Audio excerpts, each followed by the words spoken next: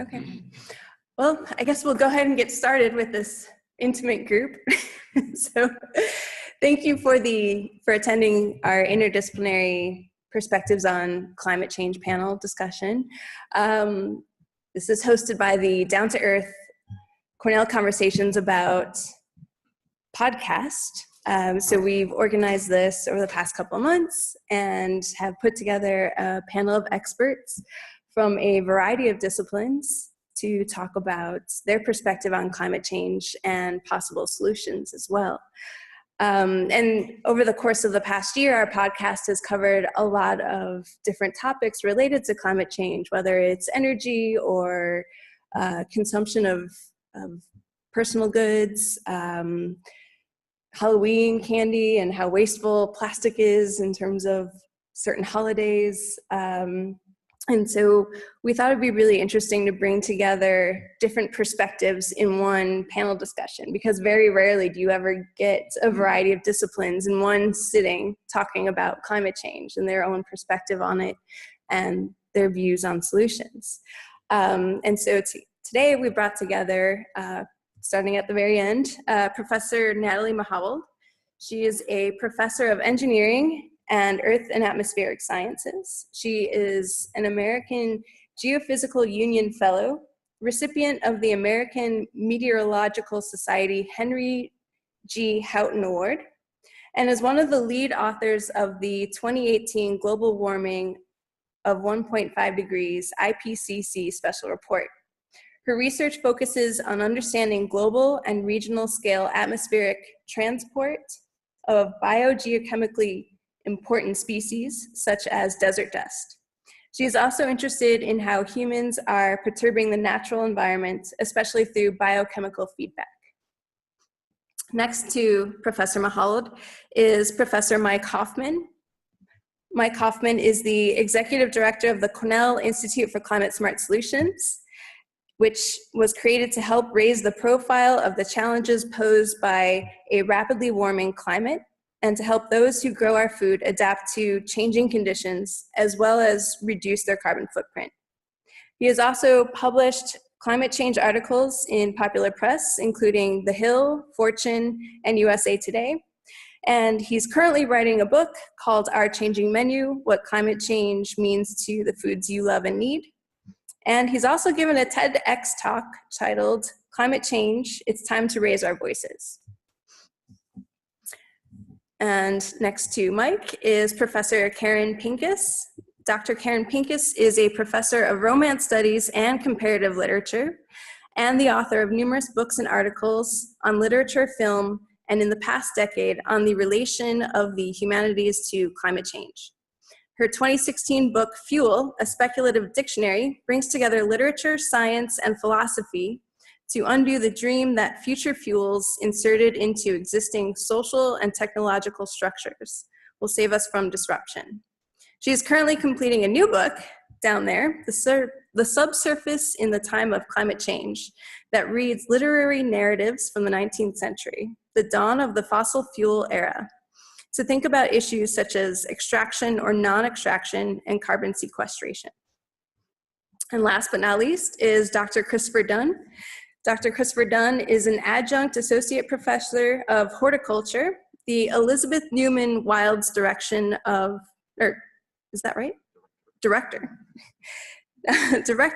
Cornell Botanic Gardens, and a faculty fellow of the Atkinson Center for a Sustainable Future. He is a botanist and conservation ecologist who has considerable experience studying the relationships between people and place and human impacts on the landscape.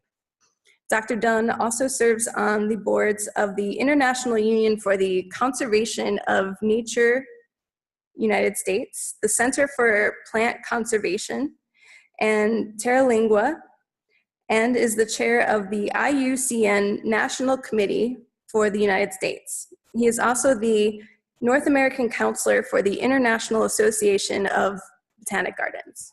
A lot of big words in all of those biographies. And so how we were going to start off today is, after giving very distinguished backgrounds of all of our panelists. We asked each of our panelists to give a 3-minute overview of their perspective on climate change and how their work or research addresses the problem. So Natalie, if you want to go ahead and start. Sure. Oh, great. Well, I'll just go ahead and talk through my slides instead of giving them. I'm going to present, I would say, the dry physical science perspective on climate change, which I hope my fellow panelists will fill out with a lot more color. I'm going to just present what the Intergovernmental Panel on Climate Change, the IPCC, the UN's scientific panel on climate change, tells us about climate change, and in particular what I find people don't always understand. So I'm going to have 5 points here, hopefully. The first is just the long time scale that we, the business as usual scenario where we just go about what we're doing, which was what I thought was going to happen before 2014, will bring us up to about 5 degrees C at 2100.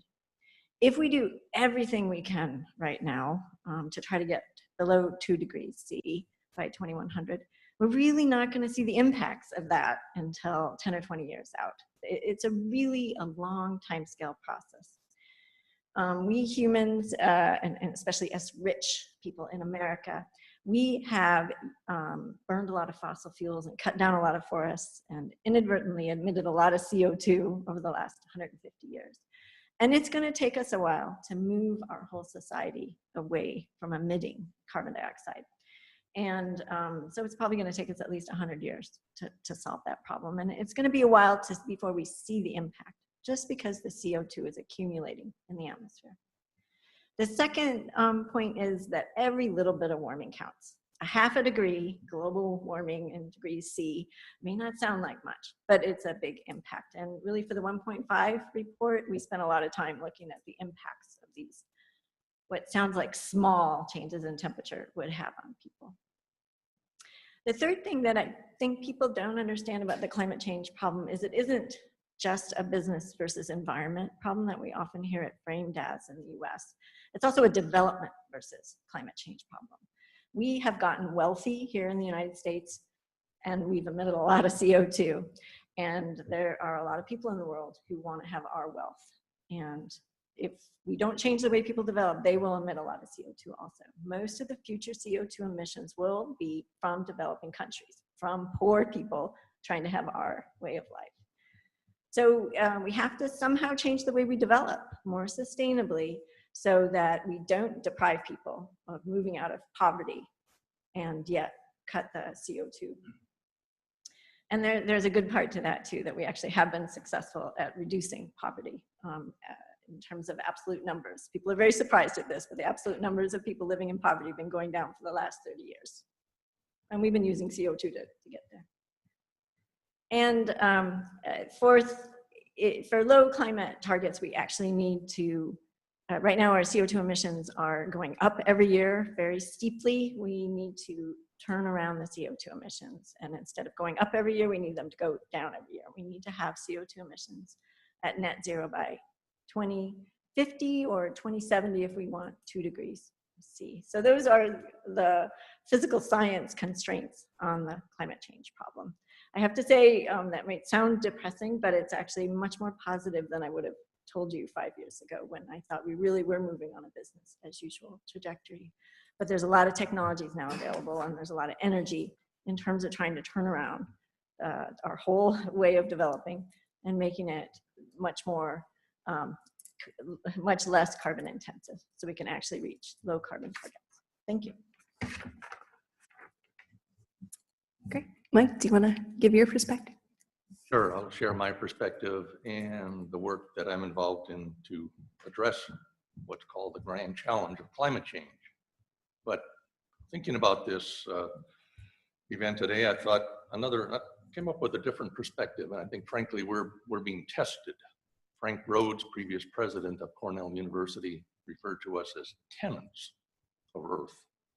Renters were the occupants. And currently we're stressing the system around us, which is compromising the future generations. And I think we can turn this around, as Natalie alluded to, but it's going to take a collective will, a collective action by all of us, especially those currently emitting the most greenhouse gases. So the work I do at the Institute for Climate Smart Solutions focuses a lot on those who grow food for us in the Northeast and the state of New York. They're dealing with a new normal, and can we give them the information they need to stay in business and produce that food, as well as they'll simply stay in business. So we're providing them education, new information, the latest, and also what are called decision tools. So because, and this is all in cooperation with other experts at Cornell, farmers are experiencing more droughts. So can we provide them a tool to help determine when they need to irrigate? There's what are called false springs. The winter is warm and then winter returns and freezes the buds on a lot of crops. Can we, and now there are tools that help give a heads up, a warning. So those are developments helping those, again, in the Northeast that grow the food we need. I've pretty much always been in agriculture. The connection with agriculture and climate has been a natural for me. But my particular passion is telling the climate change story. As mentioned early on, I've done op-eds, I give lectures, I do a lot of public speaking on this topic and just sharing both the challenge we face, but also solutions and what can we do. Also co-lead an initiative on campus that would help all of us become climate change literate. If you're not aware, the employee assembly, the student assembly, and the university assembly have all passed resolutions that we should all be climate change literate. And our forthcoming book, which Daniel is a co-author on, our changing menu, what climate change means to the foods we love and need, is a way to get through this barrier, which is called psychological distance. You mentioned the year 2100. Well, that's way in the future. I'm not going to worry about that. Or something that's far away. Again, we don't identify it, but when you mess with their coffee or their chocolate, you get people's attention. So we think, well, hopefully we're onto something. And the way to talk about climate change and get people to act is, in fact, through food. And to the best of my knowledge, we all eat. Hi, so my perspective is a bit different. I'm a humanities professor, literature professor, and I work on climate change because I feel that I cannot not do it. It is the most challenging, the most unfathomable issue that humans have faced from a historical perspective. Natalie mentioned a long time scale, but she really talked about a century out or decades out. To me, a long time scale is the age of the earth and the age of humans on the earth. And the very, very long geological time scale is a completely different mode of being than the time that humans have been on the earth, or the very, very slim window of time that we have to act on climate change. So a lot of my work is philosophical work devoted to thinking about the incongruity between the time of the earth and the time of humans.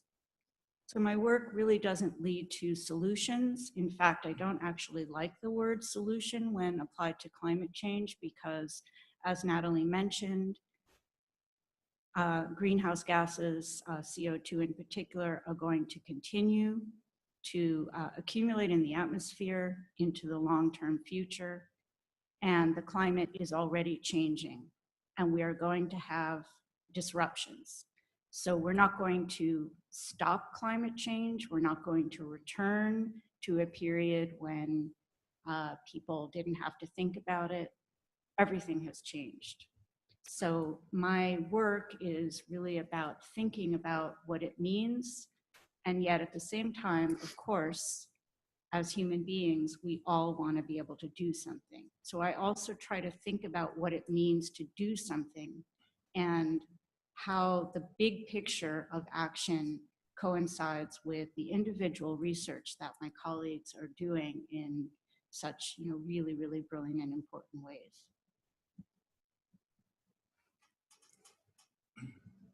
And my perspective is different yet, which I think just illustrates the complexity of what the issue is and the different ways in which we need to address climate change. Climate change interacts with other environmental changes, invasive species and land use change and the like, which is leading to, on the ground, significant changes in the flora and fauna of the world. We're seeing natural systems just completely reshuffled. And if you think about being living in a local community somewhere or in an indigenous community, and you're seeing the natural world around you change because of climate change and other factors, the plants and animals that you may use for one reason or another, be they for religious purposes or food or shelter, that's all changing. And that's leading, and there's also sea level rise is a big issue with climate change. 5 of the Solomon Islands have disappeared. They're underwater now. They were uninhabited, but they're gone. But 2 more Solomon Islands, which are inhabited, are also disappearing. The Kiribati, the island archipelago in the Pacific northwest of Australia, is suffering from sea level rise, and 125,000 people who live there are going to have to find somewhere else to live. If you go further north into Alaska and the Northwest Territories and places like that, the permafrost is melting. And so the local and indigenous communities there are seeing their landscape and ultimately their culture melt beneath their feet. This is resulting in migrations, climate refugees, and as a result of all of this, local communities and indigenous communities and cultures are just being shattered. We worry about extinction, as we should, but 15% of the birds of the world are of conservation concern. That's devastating. 32% of the amphibians of the world are of conservation concern, also devastating. 40% of the gymnosperms, a specialized group of trees, are of conservation concern. But 50% of the languages of the world are endangered. We're at risk of losing our cultural diversity much faster than we are at risk of losing anything else on the face of the earth. I'm not saying that we should be focused on one rather than the other. They're linked. As we're looking at climate change and the impacts it's having on the natural world, including the oceans, is having a direct consequence on the human cultural diversity and languages and what makes us human. There have been 5 mass extinctions in the world that were due to geological and other events, asteroid, meteorites, and volcanoes and the like. We're now talking about the 6th extinction, this Anthropocene, where the loss of biodiversity is heightened. And I would propose that we're now entering the 7th extinction, which is the extinction of human cultural diversity. And a number of organizations and others have been beginning to look at this. The Terra Lingua, the organization that I'm affiliated with, that Danielle mentioned at the beginning, is an NGO that's looking explicitly at this relationship between biological diversity and human cultural diversity. What we are doing at the Botanic Gardens is more increasing awareness, getting people more aware and understanding of what this issue is, that plant diversity and human cultural diversity are part of the same conservation package. So we're reinterpreting the plants in our grounds. We're very good at telling the taxonomic story, that is how this tree is related to this other kind of tree, the evolutionary story, when they first appeared in the fossil record, or their economic story. We're very poor at telling the cultural story, why this plant is important for conserving, not just for its own sake, but because of the representation that it has in a particular human culture. And I could go on and on with different examples of how we are doing that in some of the particular species.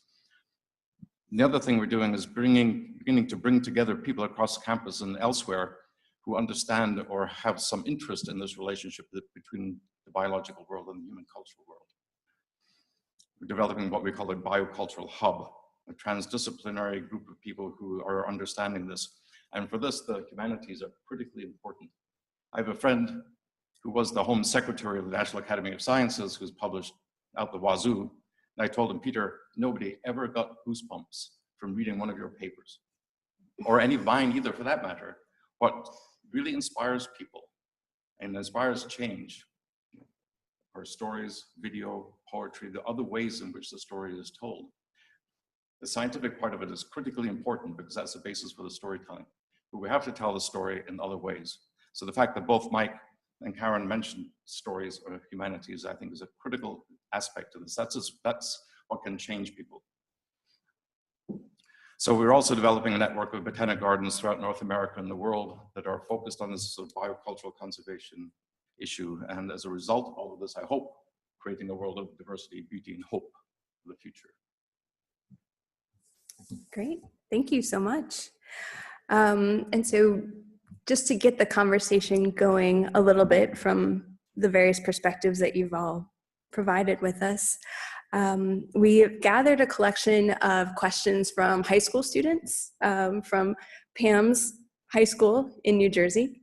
And so a lot of these high school students sent in some of their burning questions about climate change that they really wanted to understand a little bit better. So that helped frame the questions that we've developed to help get this conversation started.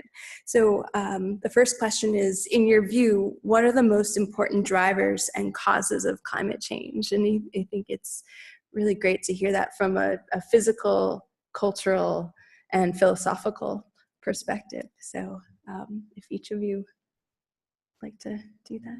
Yeah. Start with Okay. the dry physical science perspective.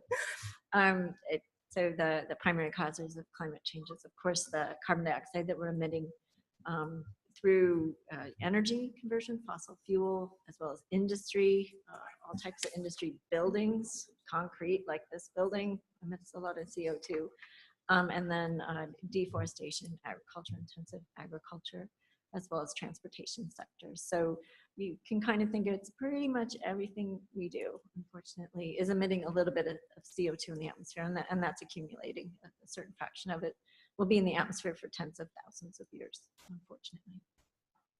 And from a historical perspective, we've really only been burning fossil fuels for our energy regime for a very, very short period of time, essentially 150 years. In that very short period of time, the accumulation of CO2, the concentration of CO2 in the atmosphere has risen so markedly. And we'll have all kinds of geophysical effects that our scientists try to predict and not necessarily will predict.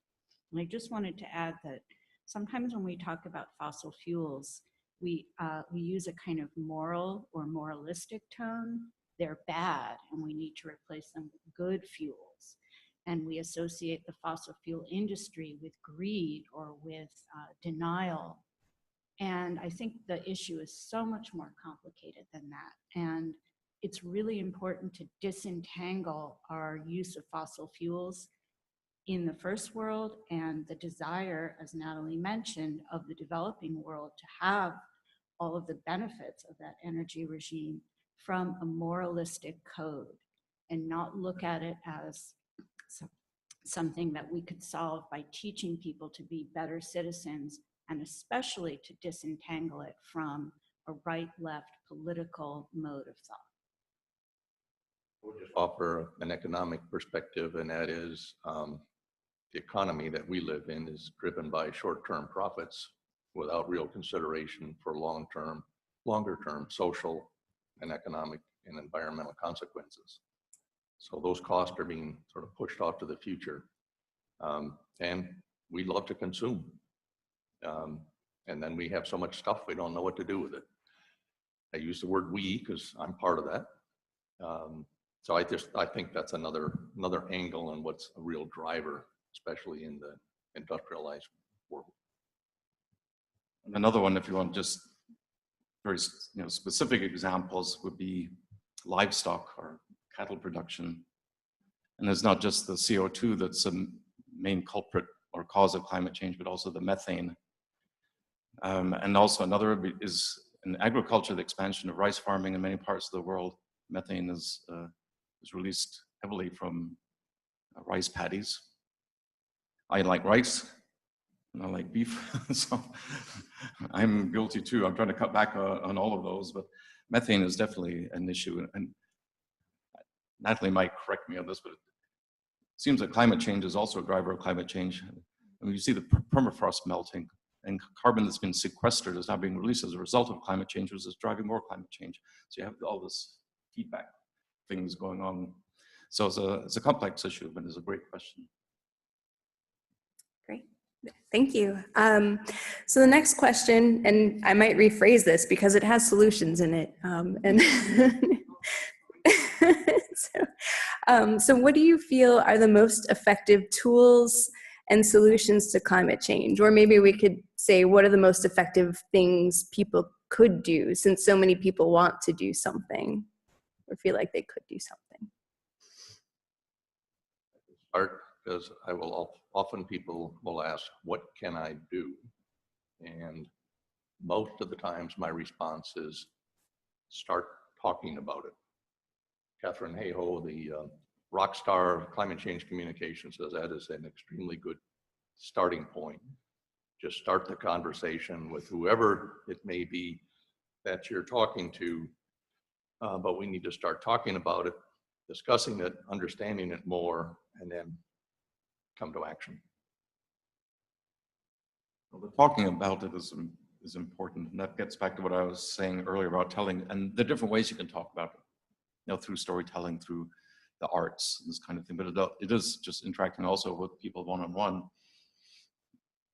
When some of us were at the climate change COP, or Conference of the Parties, and one in Germany 2 years ago, there's quite a bit of activity around this area too, about engaging people with story and the indigenous story and the like.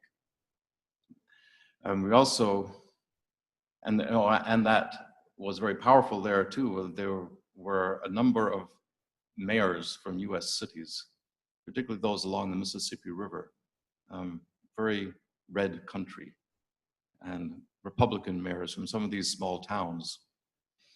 And they said, we can see climate change is happening. We can see it in our agriculture. My farmers are telling me they're seeing it. We can see it. But you don't always want to use the word climate change when you're talking with them. The way to talk about it sometimes is just to engage with people who you know might have a different view of it, and just ask them, so what were things like when you were younger? When did you go fishing? When did you harvest? When did you do this? And how are things now? And you can sort of allude to the idea that things are changing without actually calling it or labeling it something. And that can be very powerful too. I have a slightly different view of things. I think it's awfully late to be talking. We have very, very little time to start acting. So talking is fine, and perhaps that's something that many people can do. But it seems to me that there are two major areas for action. And one is to transition as quickly as possible and phase out fossil fuels. And the second one, which I believe from reading the report that Natalie helped to write, is that we have to get carbon out of the atmosphere. And we have to start thinking about how to do that really quickly. So those are two things that we as individuals cannot really do ourselves. They require a vast infrastructure of industry, government, regulation, and supranational actors cooperating. So what do? Yes, we can keep talking, but I personally believe, and I'm saying this now as a personal point of view, not as an employee of Cornell University, I think that we should be out there, especially young people, protesting as much as possible and recognizing that this is not like any other issue that we and you have faced. So, for example, the school strikes, I think they should be happening a lot, not just one Friday a year.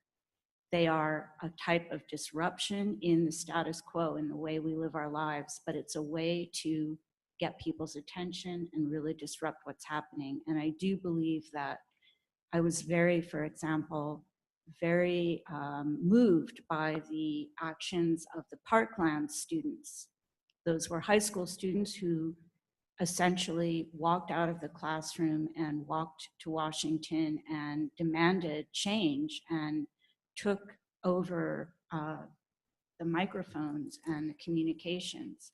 And we need those kinds of mobilizations of young people for climate change, and not just occasionally, but all the time. That's my personal view. come back to talking about it because actually in my notes right here, it says we truly need a social movement, a great awakening. And that means political activism, people raising their voice and getting out and bringing about a change, such as we've had with civil rights or during the Vietnam War era, where protests ended that terrible war. So I think, in fact, very much in alignment with what Karen is saying. We have to get out there and support those that are raising their voice. The point of starting the conversation is just a lot of places of faith, wherever it may be, we're still not even starting that conversation. But from there on, it becomes a social movement. In the 1.5 report that we wrote for the UN, there's a whole array of options for all different types of situations across the world. To a large extent, if you want to reach the lowest climate targets, you pretty much have to do everything. We have to have behavior change. I mean, we all of us, everybody in this room who's listening to this, we ought to stop driving cars, stop flying, stop buying things, start eating the way our doctors are telling us, which means less animal products and more plant products. If you don't drive, you're walking more. That's also what your doctors tell you. So that has a lot of benefits. We need that behavior change on an individual level. We need to mitigate the power sector. We have solar and wind. Maybe we should go ahead and try to transition as fast as possible to those. But we need to develop new technologies. There's a lot of industrial sectors that right now can't be decarbonized. We don't have the technologies for them to be decarbonized yet. A lot of agriculture right now, the whole land sector is a huge source of CO2 emissions into the atmosphere and other greenhouse gases, nitrous oxide or methane. And it's very hard to substitute in those areas. It's very difficult. And so new technologies need to be deployed. And as Karen said, finally, we're kind of past the point where we can just mitigate and hit low carbon targets. We actually have to start figuring out if we can remove carbon dioxide from the atmosphere. And we don't even have the choice anymore which of these to do. We have to do all of them. And that's gonna take a lot of coordination at all different levels, civil society levels, local government, state, national, and international cooperation is really the only way to reach the low climate targets. Thank you. So the next question developed from some of the students was, what are realistic things that individually we can do to help stop climate change? And that's word for word from a high school student. Well, we can't stop it, as Karen said. And the other thing we have to do is we're going to have to start adapting better to climate change. I mean, it's here. We're already at 1 degree. We're probably going to go right through 1.5. And hopefully, we won't hit 5 degrees by 2100. But we're seeing a lot of climate change already, so we need to adapt to it. But the realistic things individually, go out and vote and try to get more people on board. But try to structure your life so you're not emitting as much CO2 as the rest of Americans are. That you could do as an individual. And maybe just to reiterate what we've heard already, Bill McKibben says we need to focus on things that truly matter. The actions we take have to be big enough to make a difference. So that social movement and whatever it might be, but we have to think at that scale. We can do the small things. They're not going to help. We now have to step up to truly do things that matter, will make a difference. Well, this question relates a little bit to the previous one in some ways, but there needs to be a much greater investment in some of the technological solutions as well as nature-based solutions to climate change.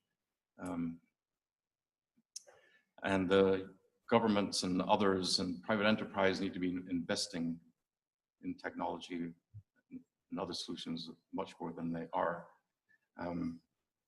There was talk earlier about protesting and demonstrating. That all needs to be happening. There was a time in my life when I did some of that, but I may get back out there again. But there are many organizations, institutions, and academies that refuse to divest themselves of fossil fuels.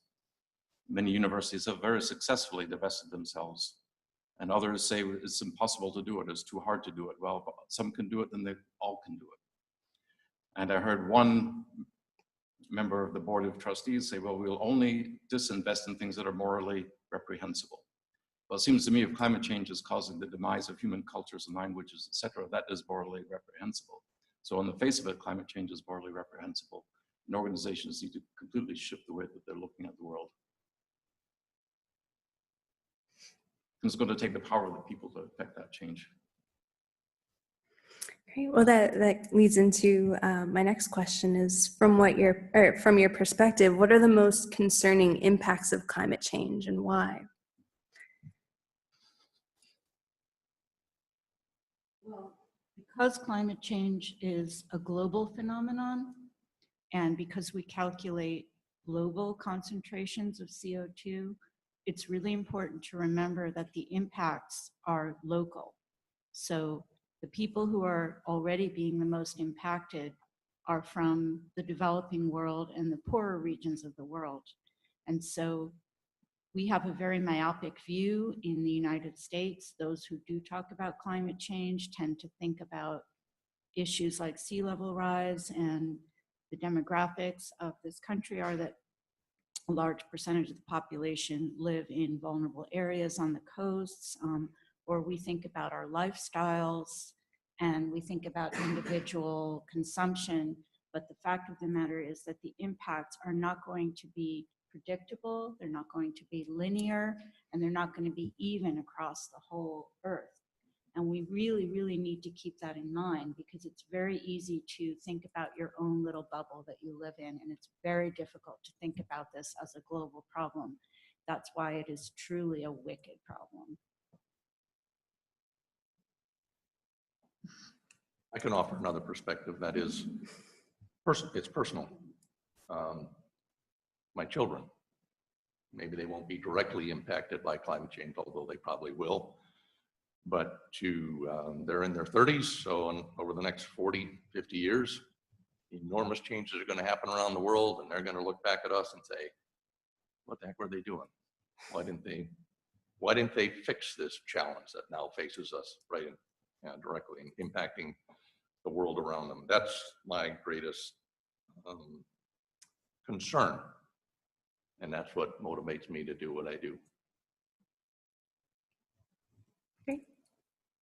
A lot of the impacts are easiest to explain to people who don't understand climate or weather very well. It really come down to sea level rise and the storm surge associated with sea level rise.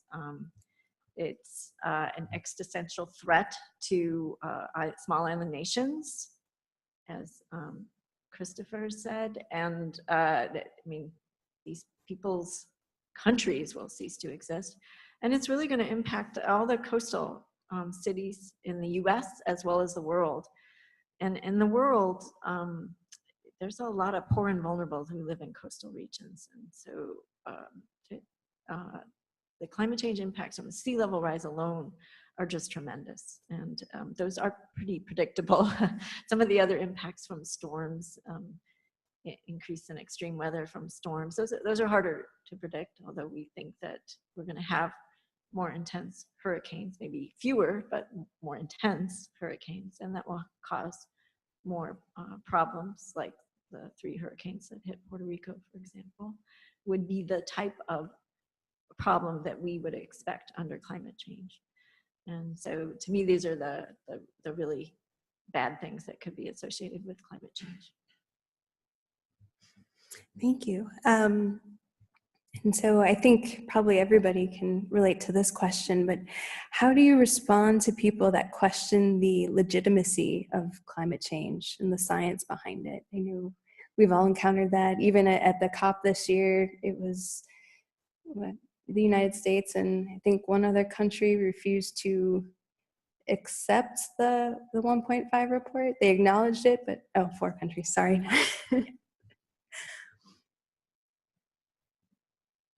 I can offer some comments on that because I think all of us up here have experienced this. But you first need to determine where the other person is at, so to speak. You know, what are their priorities in life? And I'll just tell a story. Yes, I was on an airplane flying to Europe and started a conversation with the gentleman next to me. And I didn't really know what he did. He asked me, "What do you do, Mike?" And I said, "I work on climate change." Well, he leaned over into my ear. He said, "I voted for X." His position was quite contrary to what I was interested in climate change, but we continued to talk. Turns out he's a founder and CEO of a textile company, and his big worry is plastics in the ocean. We had something in common. And I think we got off the flight and we were friends. He had actually come to Cornell, given a seminar in the textile department, building a relationship. So the point of all of that is maybe listen, understand where that other individual is coming from, be patient, and oftentimes we can find something in common, and it doesn't end in an argument because you'll never talk to that person or they'll never talk to you again. You need to keep that dialogue open. So I guess part of it is also being patient. There isn't a lot of time left, and I personally don't have a lot of patience. And I generally, I don't think that engaging climate deniers is particularly intellectually interesting for me. So I generally don't engage with them. I just want to move on and do whatever it is that we can do. And I know that may sound really counterintuitive, but Mike is a very nice person. And I do think that there's been a concerted effort and a very complicated effort on the part of the fossil fuel companies to create, to lobby, to disseminate false information or doubt. And you can see why they would do it. They're incredibly powerful. And it's true that getting off of fossil fuels is going to mean a huge disruption in the way that we live our lives. So with all that said, there is a social mechanism behind the movement of denial. And I think that, like a spoiled child, the less attention we give it, maybe it will keep quiet and will behave better. And in the meantime, we should focus our energy on what we can do positively. So, being part of the IPCC process, we have to confront all the scientific literature. And it's something that I find people don't really understand, but you know, certain governments obviously have a political agenda, and their scientists come to the approval process to try to weaken all of the statements as much as possible, whereas other countries come and they want to strengthen the statements as much as possible. So the IPCC reports, like the UN report on 1.5 degrees, are consensus reports, and they have been actively argued over. Every scientific point has been actively argued over by extremely sophisticated scientists with an agenda on both sides. So the idea that within the IPCC there are no dissenting opinions that are allowed is simply not true, and it's all scientific points have been actively debated before the governments accept the reports as representing the scientific literature. So for example, the US and Saudi Arabia and a couple other countries rejected the reports politically, but they accepted them scientifically, whatever that means. But they accepted that the science was accurately presented in the reports. For the record, I'm a nice guy. I'm also an ex-Marine, and I've served in combat. I'll be very careful in our future encounters. Well, we wanted to give people listening online and viewing in the webinar and sitting in the audience to ask our experts questions that they might have about the topics discussed today or climate change in general. So, although we do have a collection of burgeoning climate experts in front of us as well. Yeah, Pam? Yeah? Okay, great. He says, I have a question for all the panelists about psychological distance, which Dr. Hoffman mentioned. I was wondering if you had any thoughts on other ways to reduce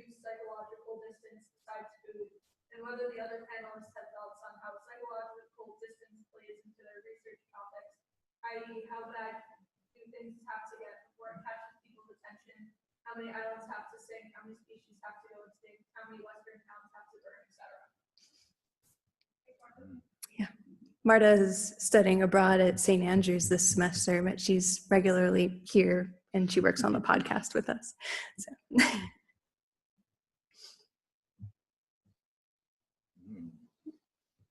Mike, you brought it up. Well, we touched on some of these ways of addressing psychological distance. I mean, food is one, making it personal is another.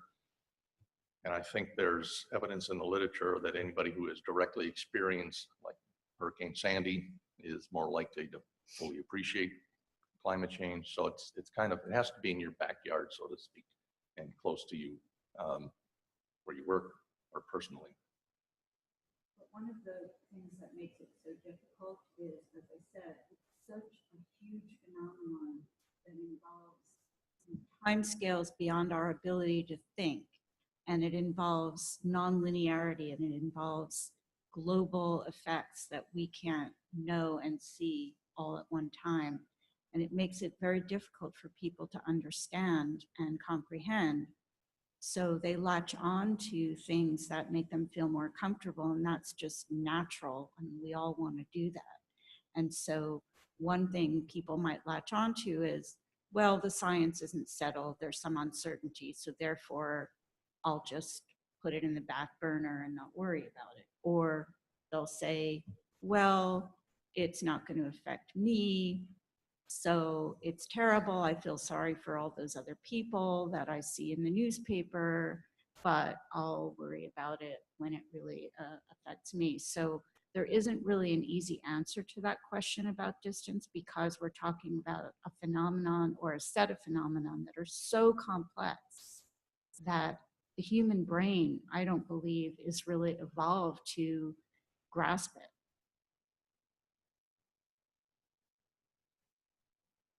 Great. Were there any other questions on the? Okay. Oh, there are, but I'm worried that they might give feedback. Yeah. Okay, hopefully the online people can hear me now. So I am really interested in the idea of using stories, both fiction and nonfiction, to talk about climate change and communicate information about it. So if anyone has an opinion on that, could you talk a little bit more about that? Because I know you mentioned it earlier.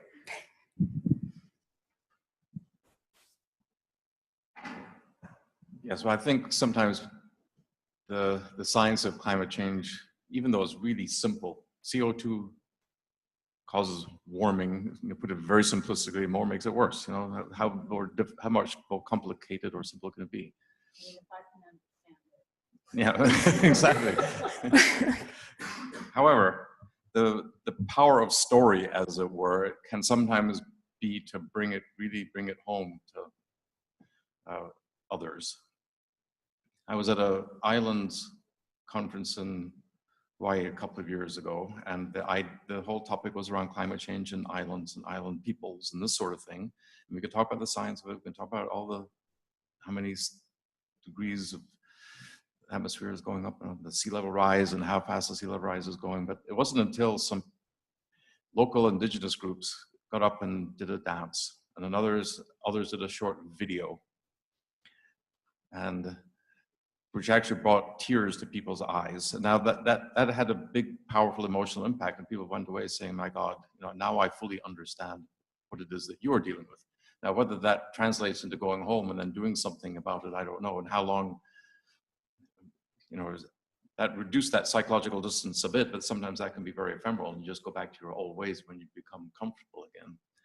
But I do think that, and we've talked about, is talking helpful or not? Does it, or do we need to really be moving along despite what people think? But I do think has to be a diversity of ways in which people are engaged with this. Some people are very powerful storytellers, so I think that talking can be very useful.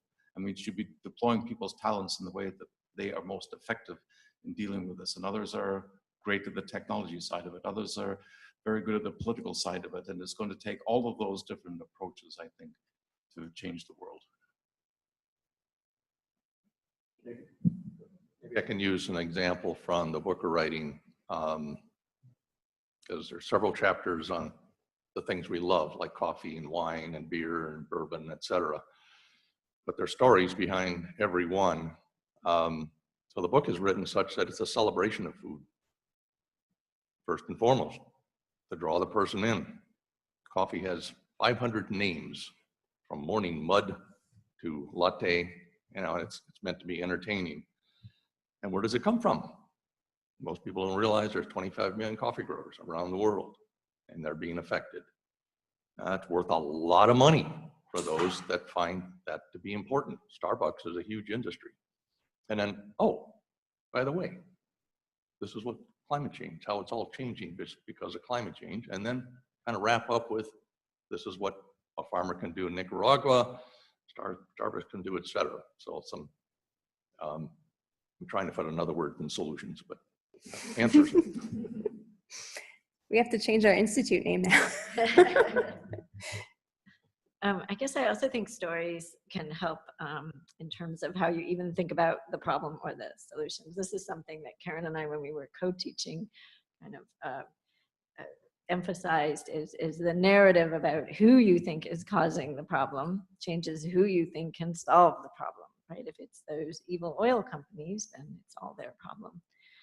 But it's not, right? I mean, we're the ones who buy the oil from the oil companies, right? So it's a much more complicated problem, and thinking about, you know, again, who is causing the problem and who needs to be part of the solution is really important about your narrative on climate change, just in a very broad sense as well. Were there any other questions from? Okay.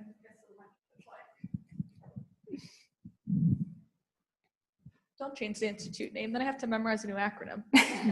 Okay. A question for Dr. Pincus or anyone else. When it comes to making lifestyle changes, how do you respond to people who dismiss individual efforts in the face of climate change? Ideally, this is in concert with broader activism, but I've often heard people say, well, one person is too small. It doesn't matter that you're walking instead of driving, avoiding plastic bags, etc., because it's only politics or activism that makes a difference. I think people should do everything possible. We should use every single tool in the toolbox, and we do have to use them all. So certainly individual choices help, especially in the first world.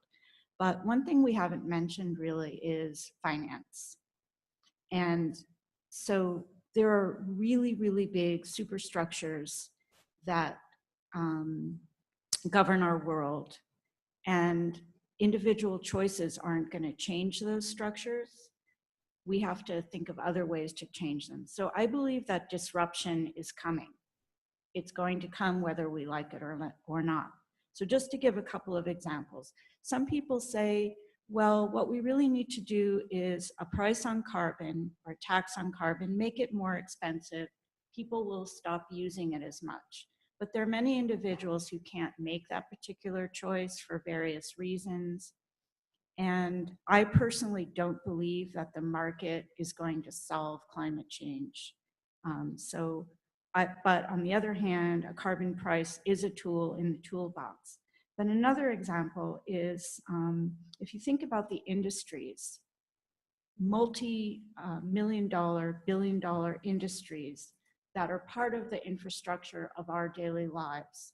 Coffee growing is one, but I'll give another example. Insurance and reinsurance. It's not very exciting, but these are industries that are going to radically have to change because of the financing of resilience and adaptation to disasters. We're also going to have to think about the airline industry. It's a huge industry, multi-billion-dollar industry. Is that going to change? What about the very nature of property ownership? So all of these industries that are foundational to the way our economy works now and the global marketplace works are going to be disrupted by climate change. We don't know how, we don't know exactly when, we don't know what the impacts will be. So I think that given that, it's very difficult to, and I think it's also very problematic to address climate change as a problem that an individual consumer choices can help. Go ahead and make those choices if it makes you feel better, and let's do it. But I still think that as long as our mindset is focused on the individual consumer making better choices, we're not going to see the big picture, and we're not going to be prepared to face disruption.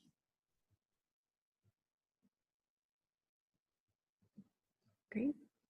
Was there any others? No? Anybody else? Colin, yeah. Maybe, yeah, you can come up here too.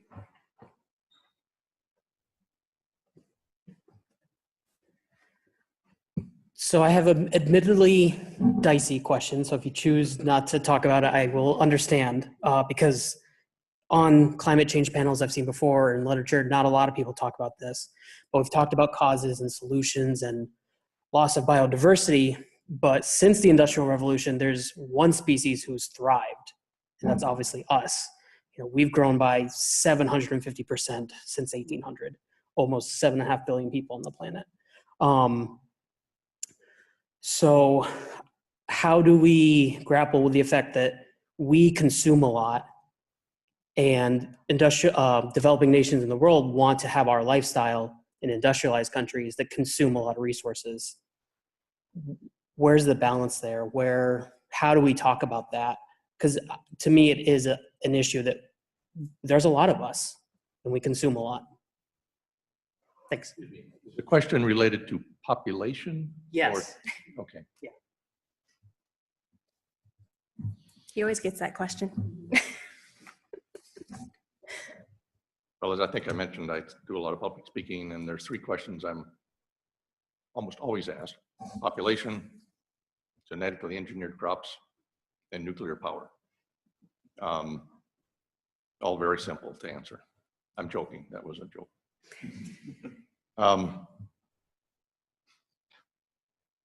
And I don't have a simple answer. I mean, we need to stop having as many children. Just the population growth rate needs to decline as best as we can. How to address the inequities. Other countries, other parts of the world want to have a better lifestyle. It's maybe a grand dream, but how can we all work together so that we all benefit from this in the end? Even those the countries that need the resources, how can we share? How can we all work together? I think it's back to my earlier comment about sort of a collective action to address this challenge. So the estimates for population growth are somewhere between, say, 8 and 11 billion we'll peak at. So it's maybe a 30% difference there. And of course, keeping population low is really, really important. But the difference in how much CO2 we all emit across the planet is much larger than that. So it is really right now a question of development versus non-development, you know, and coming out of poverty. Right now we emit a lot of CO2 to do that. I don't think it's fair to tell poor people they can have our life. I personally don't think it's fair. I would not do it. I think it's immoral. So I think it's on to the developed countries, the rich countries, people at Cornell, for example, to find a way to have the same lifestyle that we have without the impact on the CO2. And so it's leapfrogging technology so that other countries don't have to follow in our development pathway, that they can do it in a decarbonized way.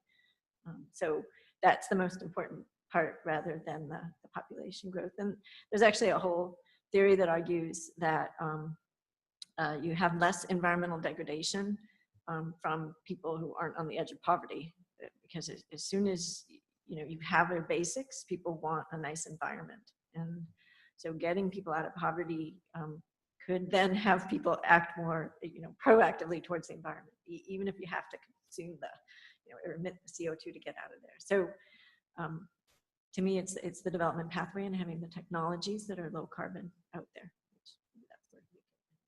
But anyway, I didn't mention it.